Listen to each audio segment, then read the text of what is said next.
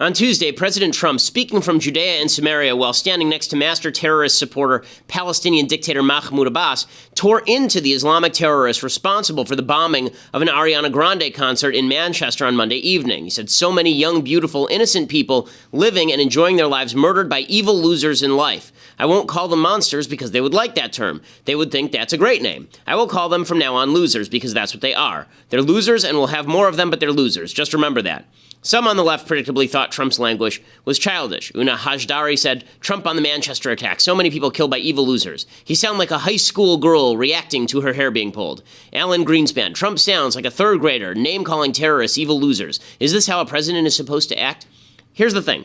Trump is 100% absolutely positively correct. Every time there is an Islamic terrorist attack, people immediately jump to trying to understand the mind of the terrorist. What drove him to blow himself up in a pizzeria or at a dance club? What made him pick up a gun and mow down patrons in a gay bar? Why would he drive a truck through a Christmas market? We all know the answer. Islamic extremism.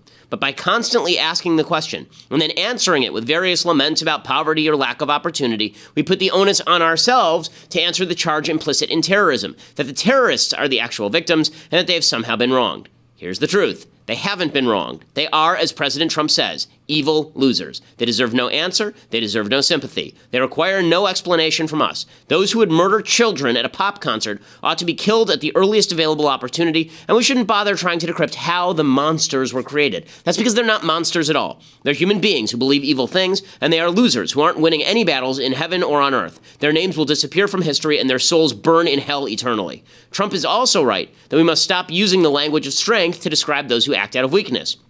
If you have to blow up 13-year-old girls listening to teeny pop material, you're not a powerful monster. You're a worm, a feeble piece of human refuse. We should describe terrorists with contempt, not build them up in their own minds. Islamic terrorists feed off the notion that the West lives in fear of them. We live in fear of things they will do, obviously, but we don't live in fear of them because they're ridiculous, puny human beings. Ridiculous and puny human beings can harm innocent people too, but handing them an unearned moniker like monster, scary by nature, is counterproductive and boosts egos where no boost is necessary. So, good for Trump.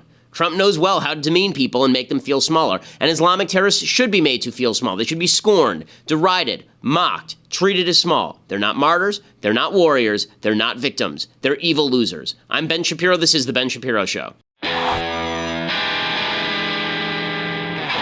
So obviously, horrific terrorist attack in Manchester, UK last night. We now know more about the person who is responsible for this horrific terror attack. Apparently, he was British-born, known to authorities prior to the attack. His name was Abedi, I guess it's Salman Abedi, 23 years old, and the ISIS claims that Abedi was a caliphate soldier. They've claimed responsibility for the attack. CBS News says that another person has been arrested in southern Manchester in connection with the attack. Officials believe only a single device was planted at the arena, but they've detonated another in South Manchester, so I guess that there was another one that was out there. And it was one of the people who was killed was an 8-year-old girl.